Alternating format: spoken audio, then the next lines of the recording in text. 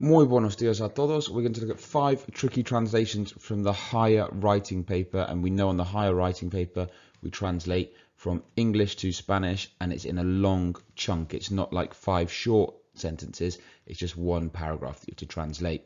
I've taken parts of previous translations that have come up in the past, in past exams, that I think look tricky. So it's worth going over them before you go into your exam. I saw an old lady. I've given you the first letter of each word you would need for the translation there. Have a think about what it might be. And it is, vi a una mujer vieja. I saw an old lady. Vi is I saw an old lady, una mujer vieja. Now, there's an a in there. If you didn't put the a in there, you would still get the mark. But it is important to remember, any verb that is directed towards a person, you put an a in front of the person. So, for example, I see John. In English, it's just I see John. Whereas in Spanish, it was veo a Juan. Any verb that's directed at a person, you put an a in front of the person. So I saw an old lady. Vi a una mujer vieja. It is cold in our towns. Now, these, not necessarily the trickiest in terms of the vocabulary, but we've got to make sure everything matches up. It is cold in our towns. The temptation here might be to say es frío, but we need to remember that we don't use es with the verb ser with the weather. We use for when we're talking about it being cold, hot, sunny, etc. We use the verb hacer. So we're going to say hace frío en nuestros pueblos. We need to make sure it's our towns. So the temptation there is just to write. We know our is nuestro, towns. So the temptation would be to say nuestro pueblos. We need to make sure everything matches up so that our has to be plural as well. That's number 2. Number 3, numero tres. He wanted to buy a new computer. This is really hard. It's really hard when it's I wanted, or he or she wanted, or we wanted. We just have to learn these. So we've got the first letter of each one, thinking about what it could be. And it is, you can use 2 verbs here. You could use quiso, quería.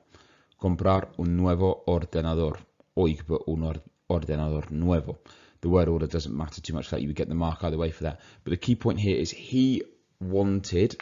You can use either quiso or quería. They both mean he wanted. Quiso means he wanted at that exact moment.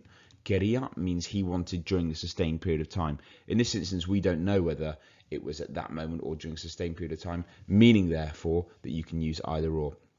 Now, a key point to remember on this is you can use these for the first person. If you want to say I wanted as well, you can use quería is exactly the same for I wanted during an indefinite period of time.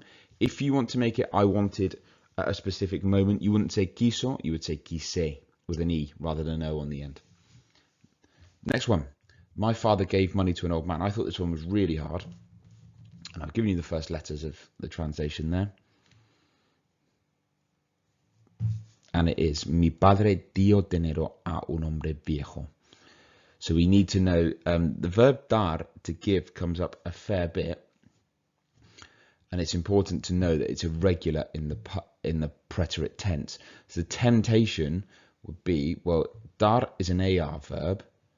So the temptation would say, well, I know haste o do dinero. It's not that, it's dio. It's an irregular one. Dar follows ER and IR preterite verb endings. So mi padre dio dinero a un hombre viejo. Notice that there's an a there as well because the verb is directed towards a person. And then the final one, I cannot visit my grandparents' house.